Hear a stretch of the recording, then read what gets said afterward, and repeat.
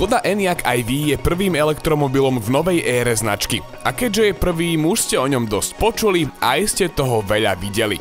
Prvýkrát sa naň pozrel Viktor hneď po jeho uvedení. Potom sa naň pozrel aj pekelník František, ktorý si vyskúšal nabíjanie rýchlosťou 300 km za hodinu a aj najsexy verziu Sportline. No a potom som vás zobral ja na výlet z Trnavy do Tatier, kde sme merali spotrebu a burali mýty o elektromobilite. Všetky linky prikladám do popisu pod toto video. Ale ešte nikdy sme tu nemali Enyaq v základe. Chápete? Žiadne pozlátko, proste cena od maximálne so pár príplatkami. A ak takýto Enyaq zaujíma aj teba, vitaj pri sledovaní.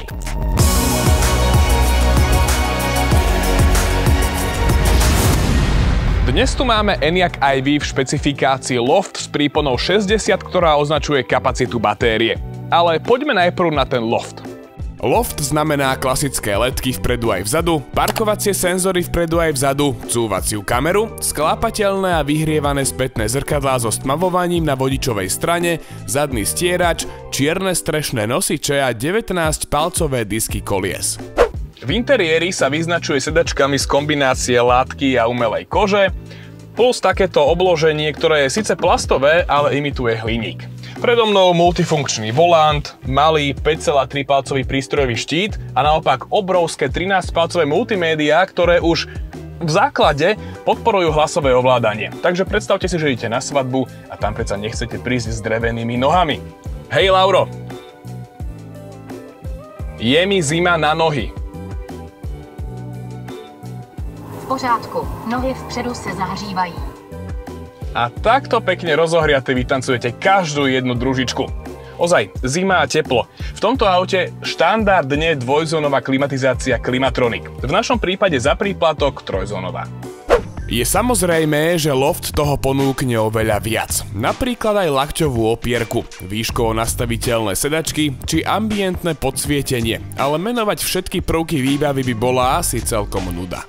Jeden prvok ale rozhodne nudný nie je. Goodbye Rolls-Royce, vítej Škoda.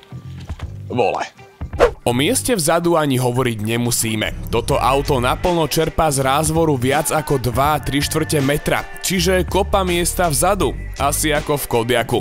A kopa miesta v kufri 585 litrov, čiže asi ako v Karoku, len o 60 litrov viac. Spomenul som číslo 60?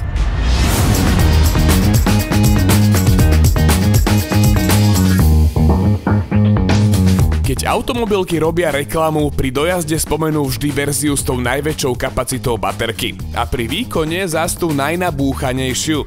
My nemáme ani jedno z toho. Naša to hrá na skromnosť. Čiže skromnejších 62 kWh bruto, 58 neto a výkon celkom slušných 180 koní.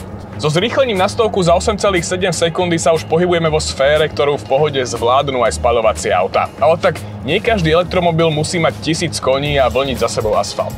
Enyaq 60 Loft je riešením pre ľudí. Odjak živa sme tu mali naftu a benzín. Potom sa pridali hybridy a teraz elektro. Jednoducho, aj z elektromobility sa pomaly, ale isto stáva bežný pohon. Avšak sú 3 aspekty, pri ktorých sa jeho odlišnosť prejaví najviac. Tým prvým je samozrejme reakcia na plyn.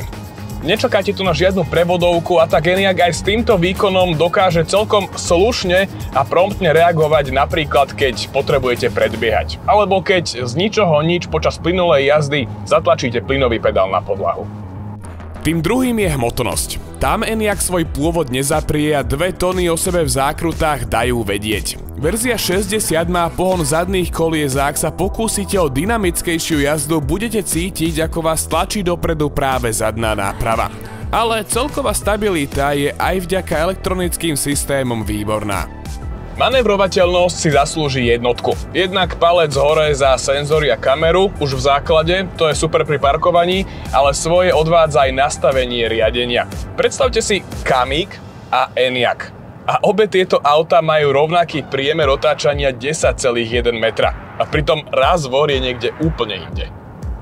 No a tretím aspektom je batéria. Je jasné, že na jednu základnú baterku neprejde eniak toľko, čo spaľovák na jednu nádrž. Automobilka sľubuje v kombinovaných podmienkach vzdialenosť tesne pod 400 km. Čiže ak plánujete ísť do Talianska non-stop po diaľnici, nebudete spokojní. Ale ako často to robíte? Múdre hlavy vypočítali, že priemerný Európan spraví za deň zaokrúhlenie pre jednoduchosť výpočtov okolo 40 km. A to by znamenalo nabíjať doplna raz za 9-10 dní. Alebo si strčíte nejaká večer do wallboxu a 100% máte takmer každé ráno. Nabíjanie elektromobilu je téma sama o sebe. Na dlhých trasách mimo domova budete s elektrom ťahať vždy za kratší koniec. Jednoducho preto, lebo budete musieť stáť a čakať na nabíjačkách. No pri tých bežných trasách, poza humno, do roboty a zas domov nakoniec zistíte, že komerčnú nabíjačku, a teda ani pumpu, vlastne vôbec nemusíte navštevovať. A ak sem už prídete, nabíjať budete maximálnym výkonom 120 kW, čiže menším ako pri 80-kových baterkách. A z 10 na 80% vám to potrvá približne 35 minút.